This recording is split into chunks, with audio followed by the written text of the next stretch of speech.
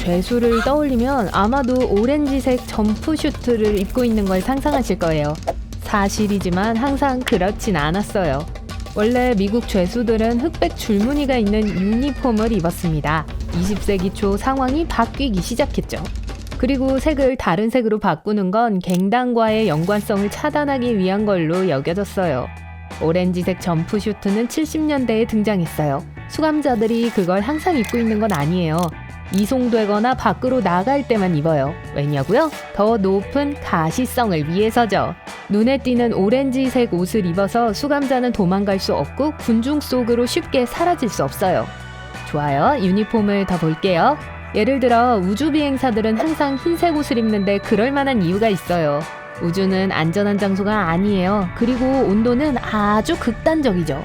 녹을 것 같았다가 얼 것처럼 추워지곤 해요.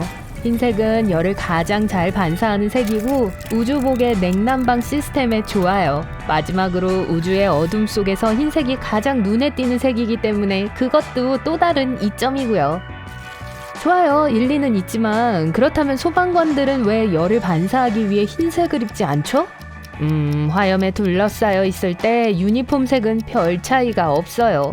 그리고 흰색의 문제는 재와 먼지로 덮여 더 이상 흰색으로 보이지 않는다는 거예요. 검은색이나 갈색은 그런 문제가 별로 없거나 적어도 눈에 잘 띄지 않을 거예요. 소방관 유니폼에는 반사 줄무늬가 있어서 더 눈에 잘 띄게 해줘요.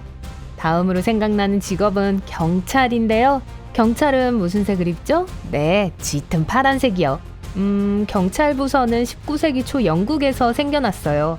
경찰 제복은 그때 이미 흰색과 빨간색 옷을 입고 있던 군인과 쉽게 구분할 수 있게 파란색으로 만들어졌죠. 몇십 년 후 미국의 경찰서가 설립되자 그 전통을 따랐어요. 흥미롭게도 유니폼 색은 한 번도 변하지 않았어요.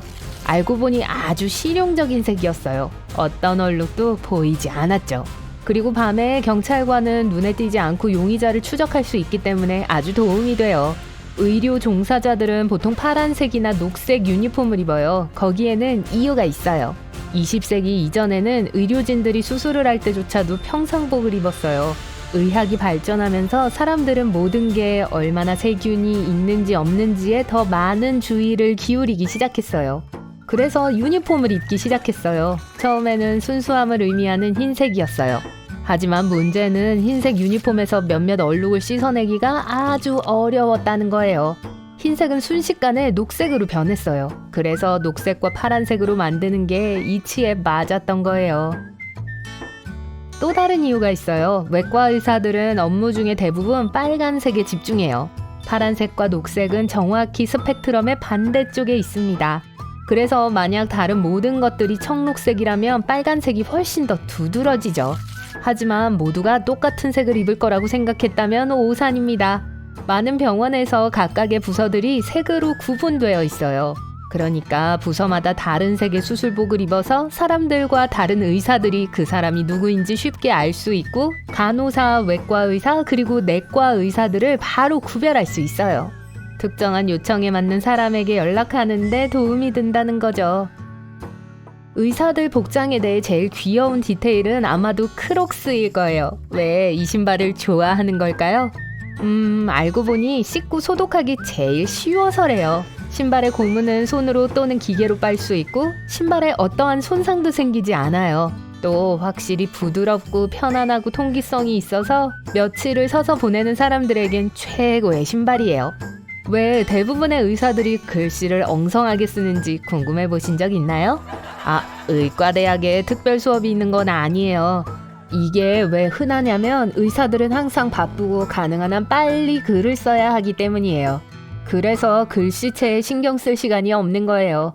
또 그날 여러분에게만 처방전을 써준 게 아니란 걸 명심하세요. 의사들은 종종 약 10시간 연속으로 많은 서류 작업을 해요. 그래서 필체에 신경 쓰기에는 너무 피곤한 거예요. 대부분의 나라에서 웨딩드레스는 일반적으로 흰색이지만 이 전통은 여러분이 생각하는 것만큼 오래되지 않았어요. 19세기까지 웨딩드레스의 색은 랜덤이었어요. 기본적으로 신부는 자기가 소유한 가장 좋은 드레스를 입었죠. 종종 그게 흰색이 아니었던 거예요. 아시다시피 옛날에 수돗물이 없었을 때 흰색은 실용적인 색이 아니었어요. 왕실의 여성 구성원들은 보통 빨간 드레스를 입고 결혼했어요. 1840년 빅토리아 여왕이 흰 드레스를 입고 결혼하면서 전통이 바뀌었죠. 처음에는 흰색이 애도와 관련이 있었기 때문에 불쾌하게 여겨졌어요. 그래서 축제의 색은 아니었던 거죠. 하지만 10년도 채 지나지 않아 흰색은 널리 받아들여졌고 대신 순수와 순결과 연관되기 시작했어요. 결혼식에 대해 좀 더 이야기할게요.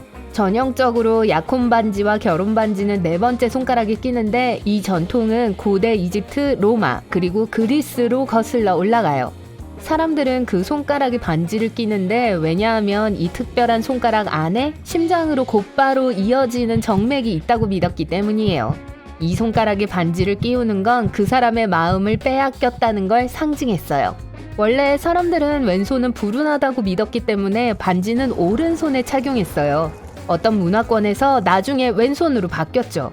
어떤 나라에서는 사람들이 결혼식 전에 오른손에 약혼 반지를 끼고 결혼식 후에 왼손으로 바꿔 껴요. 하지만 항상 네 번째 손가락에 해요. 우리는 이제 심장으로 통하는 정맥이 없다는 걸 알지만 전통은 남아있죠.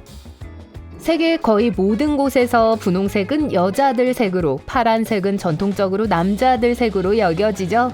왜 그런지 궁금해서 좀 추적해봤는데요. 알고 보니 원래는 반대였어요.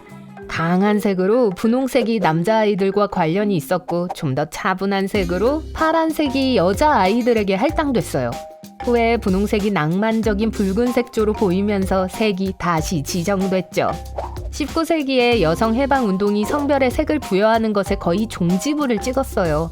하지만 그러고 나서 1960년대에 사람들은 태어날 아기의 성별을 알아내는 법을 알게 되었고 성별 공개 파티를 열기 시작했어요. 회사들은 분홍색과 파란색 성별을 반영한 물건들을 팔아 돈을 벌 수 있을 거라 판단했어요.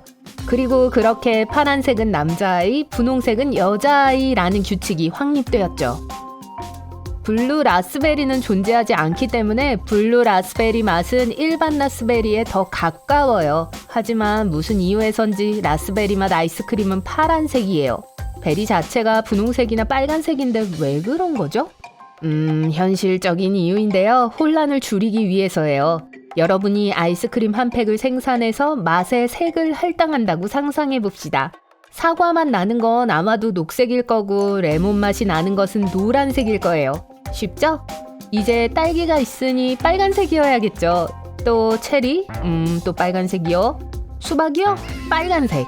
그리고 이제 산딸기. 또 빨간색이네요. 잠깐만요. 빨간색 4개는 너무 많아요. 사람들이 그걸 어떻게 구별해요? 그래서 라스베리 아이스크림은 파란색으로 만들어졌고 존재하지 않는 블루 라스베리라고 불려요.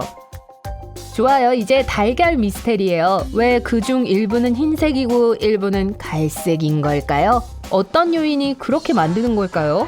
보아하니 색은 암탉의 품종에 달려 있었어요. 전형적으로 흰 닭들이 흰 알을 낳고 어두운 닭들이 갈색 알을 낳아요. 하지만 같은 종의 닭이라도 특정 암탉의 유전에 따라 다른 색깔의 알을 낳을 수 있어요. 만약 갈색 달걀과 흰색 달걀에 어떤 차이가 있는지 궁금했다면 답은 없음이에요. 껍질 색깔의 차이일 뿐 그 이상도 이하도 아니에요. 노른자도 달라 보일 수 있어요. 노란색이나 주황색으로요. 이 색은 닭이 먹는 음식에 따라 달라요. 만약 식단에 많은 양의 노란색, 주황색 색소가 있었다면 노른자는 더 짙어질 거예요. 다시 말씀드리지만 색 말고는 차이가 없으니 걱정 마세요.